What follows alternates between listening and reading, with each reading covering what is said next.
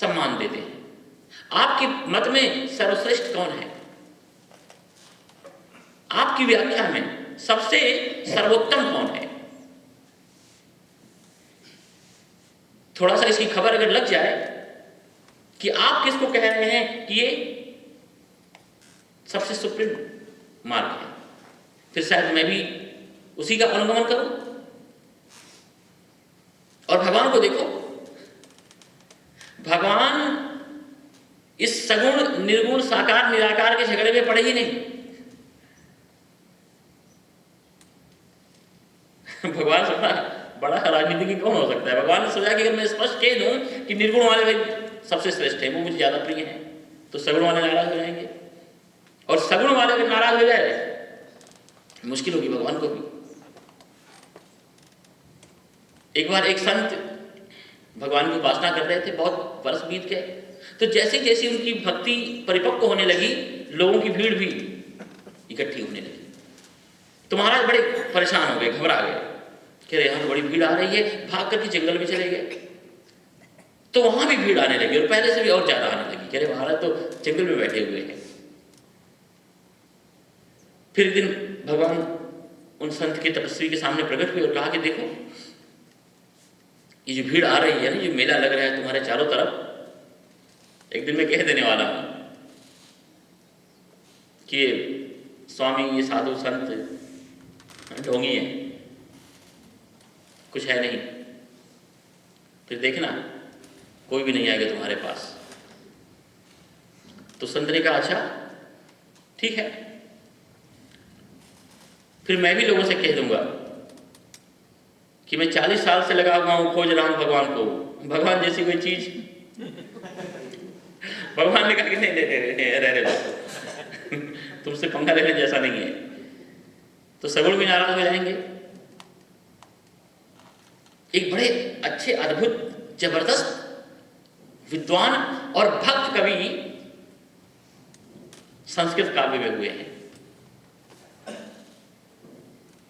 तो एक बार वो पहुंचे भगवान का दर्शन करने के लिए, एकदम ये सच्ची घटना है। और उस समय नास्तिक लोगों का पूरा पूरा वर्चस्व और साम्राज्य चल रहा था। वो लोग ये सिद्ध करने पर तुले हुए थे भगवान जैसी कोई चीज दुनिया में है ही नहीं, खाओ पियो और ऐश करो, ऋणम कृत्वा कृतम पिबेत भस्मीभूतस्य देहस्य पुनरागमनम कुतः। तो जब ये विद्वान भक्त भगवान के मंदिर में पहुंचे तो सगुण साकार भगवान के अपने नियम होते हैं। पुजारी ने कहा कि नहीं, अभी आप भगवान के दर्शन नहीं कर सकते हो, क्योंकि भगवान विश्राम कर रहे हैं, भगवान आराम कर रहे हैं। और भगवान का जो दरवाजा था वो बंद था। उन्होंने कहा अरे भक्तों के लिए और भगवान का कपाट कभी बंद होता है क्या? नहीं। अगर मां अपने बच्चे के लिए ये कहे कि नहीं अभी तुम मेरे पास नहीं आ सकते, उस पुजारी ने कहा कि नहीं, अभी आप भगवान का दर्शन नहीं कर सकते हो। वो भक्त बहुत नाराज हुए भगवान के ऊपर, और उन्होंने भगवान को फटकारते हुए, डांटते हुए एक बड़ा अद्भुत श्लोक कहा। उन्होंने कहा कि अरे ऐश्वर्ये मदमत्तोसि माम अवज्ञाय कल्पसे, तुम अपने ऐश्वर्य में मदमस्त होकर के, अहंकार में भर करके, घमंड में आकर के मेरा अपमान कर रहे हो, मेरी अवज्ञा कर रहे हो। लेकिन याद रखना, समागतेषु बौद्धेषु मदधीना तव स्थिति। जब नास्तिक लोगों का आक्रमण होगा और जब वो कहेंगे कि भगवान का कोई अस्तित्व तो नहीं है, भगवान जैसी कोई चीज नहीं है, उस समय मैं ही तुम्हारे अस्तित्व को सिद्ध करूंगा कि नहीं भगवान भी इस दुनिया में है। और इतना कहते ही कहते हैं कि मंदिर का जो कपाट था वो धाड़ धाड़ धाड़ धाड़ करते हुए खुल गया और भगवान चले आए कि नहीं, हम तुम्हें नाराज नहीं कर सकते। तो भगवान अगर ये कह दे कि सगुण साकार के जो उपासक है वो श्रेष्ठ है, तो निर्गुण निराकार नाराज हो जाए। भगवान ने कहा कि अर्जुन देखो, इस तरह के लोग, इस टाइप के लोग, इस क्वालिटीज वाले लोग मुझे ज्यादा पसंद है। अब चाहे वो क्वालिटी, वो अच्छाइयां, वो वर्च्यूज, वो सद्गुण चाहे निर्गुण वाले भक्तों में हो और चाहे सद्गुण वाले भक्तों में हो। जैसे आप हमसे यदि पूछें या किसी से पूछें कि आप भोजन में क्या लेंगे। तो ये है कि अलग अलग उनको वेराइटीज बताओ कि हम ये लेंगे, ये लेंगे, ये लेंगे। और या तो कोई कह दे कि भाई कुछ ऐसा बनाओ जिसमें प्रोटीन हो, कार्बोहाइड्रेट कम हो, थोड़ी घी तेल की मात्रा भी कम होनी चाहिए। जो स्वास्थ्यपरक भोजन है बस उनके आप लक्षण दे दो। देखो कभी भी आपसे कोई पूछे ना कि आपको भोजन में क्या अच्छा लगता है, तो कभी भी मत बताना कि आप मेरे लिए ये बनाओ क्योंकि ये मुझे ज़्यादा अच्छा लगता है। क्यों पता है? ये मैं अपने अनुभव की बात बता रहा हूँ। मैं तो 20 साल से पूरी दुनिया में बादल किधर घूम रहा हूँ और हर जगह की हमारी ये परेशानी है, ये हमने अनुभव के विद्यालय में सीखा है। अगर आपने कह दिया कि हमको खीर पसंद है तो कभी नहीं बना पाएगा, क्योंकि आपको जो पसंद है, आपको जैसी खीर अच्छी लगती है वो कैसे बना सकता है। तो कभी भी आप कहीं जाओ, मेहमान हो और वो आदमी पूछे कि आपको क्या अच्छा लगता है, भाई मैं भोजन बनाऊं, तो भूल करके मत कहना कि मुझे ये पसंद है, ये पसंद है, ये पसंद है, क्योंकि वो नहीं बना पाएगा। उससे आप ये कहो कि आप जो सबसे अच्छा बना सकते हो वो बनाओ, और फिर वो अच्छा ही बनाएगा। क्योंकि आपकी पसंद के अनुसार बनाने के बाद भी वो शंकित रहेगा, पता नहीं कैसा बना होगा, कैसा नहीं बना होगा, आपके अनुरूप है या नहीं है। तो भगवान ने कहा कि हे अर्जुन, देखो इस तरह के लोग मुझे पसंद हैं। और बहुत सुंदर, बहुत अद्भुत भगवान ने कहा। श्री भगवान उवाच, श्री भगवान उवाच, मय्यावेश्य मनो ये मां नित्ययुक्ता उपासते श्रद्धया परयोपेता ते मे युक्त तमामता। भगवान ने कहा कि हे अर्जुन, मयि आवेश्य मनो ये मां, जो लोग अपने मन को ही मुझ में लगा देते हैं, जो लोग अपने मन को ही मुझे दे देते हैं, जो लोग अपने मन को ही मेरे साथ कर देते हैं, जो लोग अपने मन से ही मेरी सन्निकटता को प्राप्त हो जाते हैं। मयि आवेश्य मनो ये मां, जिन लोगों ने अपने मन को ही मुझे दे दिया है, वो लोग मुझे अच्छे लगते हैं। अब चाहे वो निर्गुण वाले हो, चाहे वो सगुण वाले हो, क्या फर्क पड़ता है। तो जिन जिन लोगों को भगवान की उपासना करनी है, जो लोग भगवान के उपासक हैं, जो लोग भगवान को पाना चाहते हैं, जिनको भगवान से प्रेम है, उनके लिए ये महत्वपूर्ण सूत्र परमात्मा ने यहां पर बताए हैं कि देखो, भगवान को प्रसन्न करना किसी बाहरी क्रियाकांड, कर्मकांड या एक्टिविटीज है, या जो भी बाहरी प्रवृत्ति है, वो भगवान से जुड़ी हुई नहीं है। अथवा जो भी हम पूजा करते हैं, जो भी हम कर्मकांड करते हैं, उसका अर्थ यही होता है कि वो कर्मकांड, वो पूजा, वो पद्धति, वो विधि हमारे हृदय से निकले। और जब हमारे हृदय से, जब पूरे के पूरे मनस के धरातल से, हमारे हृदय से वो वहां से प्रस्फुटित होगी, तब भगवान तक पहुंचेगी। नहीं तो वो कोरा मात्र शुष्क कर्म ही रह जाएगा। तो भगवान ने कहा कि अपने मन को मुझे दो। ठीक है, लाकर के तुम कोई वस्तु है, कोई पदार्थ है, कोई नैवेद्य है, लाकर के हमें चढ़ाते हो, लेकिन साथ में मन ना हो तो, साथ में हृदय ना हो तो, साथ में हमारी सद्भावना ना जुड़ी हुई हो तो भगवान स्वीकार नहीं करेंगे। फिर मात्र बाह्य वो आडंबर और केवल क्रियाकांड ही रह जाएगा। भगवान ने कहा, जो लोग अपने हृदय से मेरा पूजन करते हैं, जो लोग अपने मन से हमारा पूजन करते हैं, जो लोग अपनी अंतरात्मा से मुझे आराधते हैं, मयि आवेश्य मनो ये मां। भगवान ने कहा कि और हमें कुछ नहीं चाहिए। तुम्हारी जो वस्तुएं हैं, तुम्हारे जो पदार्थ हैं, तुम्हारे जो नैवेद्य हैं, अलंकार हैं, तुम्हारा जो धन है, वो रखो अपने पास, संसार के लिए, परिवार के लिए, माता पिता के लिए और उनकी सेवा के लिए। लेकिन अगर मुझे देना हो तो अपना मन मुझे दे दो। देखो, आप चाहे दुनिया में कहीं भी रहो, कहीं भी आओ जाओ, कहीं भी घूमो, लेकिन मन से यदि आप गाड़ी में बैठे बैठे भगवान का चिंतन कर रहे हो ना, तो आप परमात्मा के निज गृह में हो। वो कार ही आपके लिए भगवान का गर्भगृह है। अन्यथा दूसरी तरफ आप मंदिर में भी हो और आपका मन कहीं और राग और द्वेषों में रम रहा है, तो भी उसका कोई अर्थ नहीं है। आप जो भी शुभ कर्म कर रहे हो वो सब भगवान की पूजा है। वो सारे के सारे कर्म जिसके द्वारा किसी का अच्छा होने वाला है, किसी का कल्याण होने वाला हो, जिसके द्वारा किसी का कुछ हित होता हो, वो सब भगवान की पूजा है। दूसरी तरफ अगर भगवान की पूजा भी कर रहे हो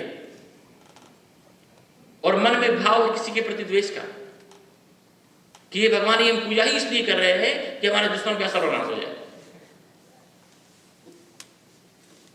तो शायद उसका तो सर्वनाश उसके कर्मों के अनुसार हो ना भी हो, लेकिन हमने अपना तो सर्वनाश कर ही लिया, क्योंकि हम उस भावना से भगवान से दूर हो गए।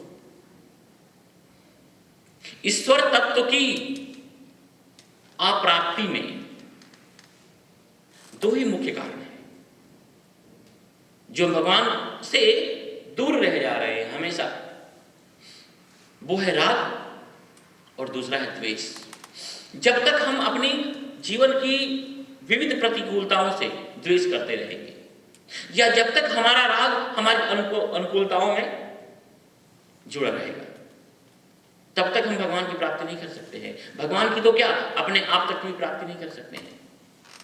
भगवान ने गीता में कहा कि इंद्रियस्यार्थे राग द्वेषौ व्यवस्थितौ, कि जितनी भी हमारी इंद्रियां हैं और उनके जो सब्जेक्ट हैं उनमें राग और द्वेष बैठे हुए हैं, और बुद्धिमान व्यक्ति को तयोर वशम न आगच्छेत, क्योंकि तौ ही अस्या परिपंथिनौ।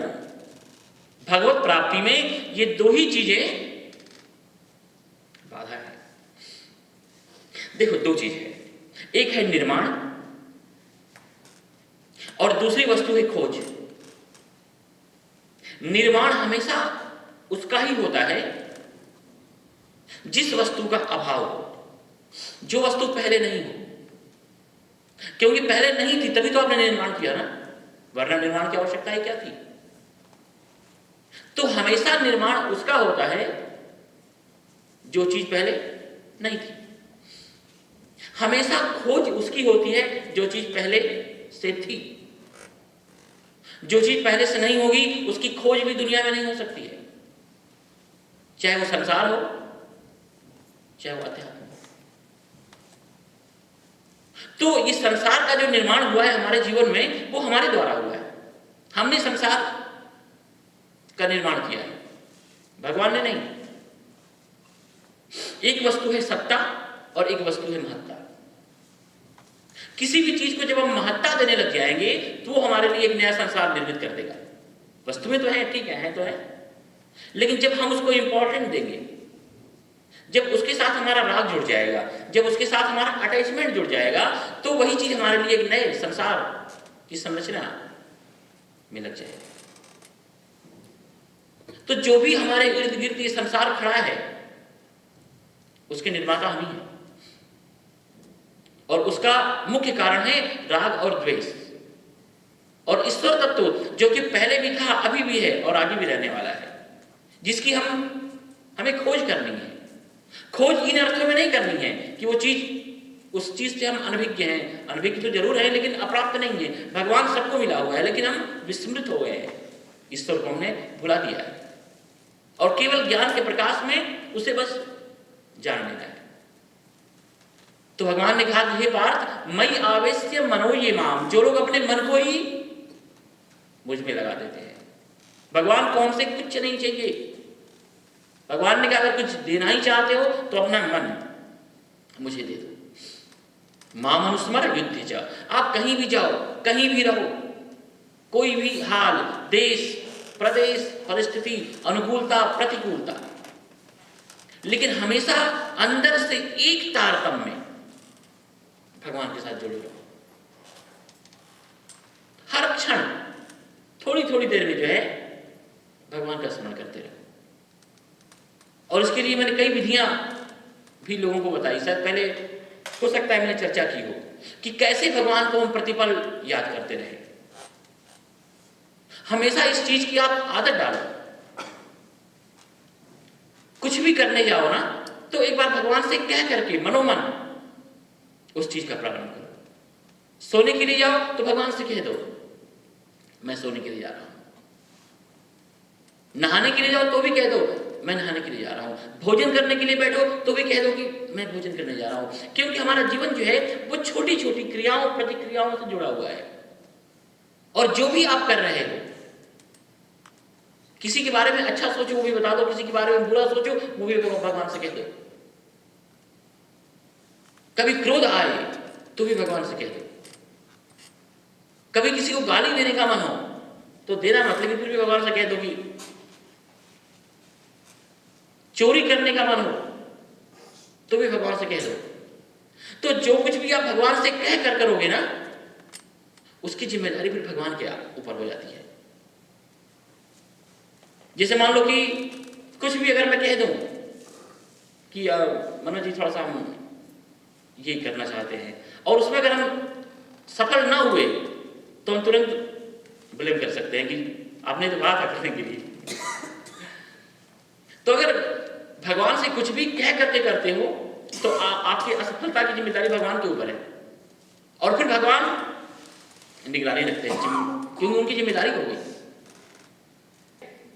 भक्ति भगवान की कमजोरी है समर्पण।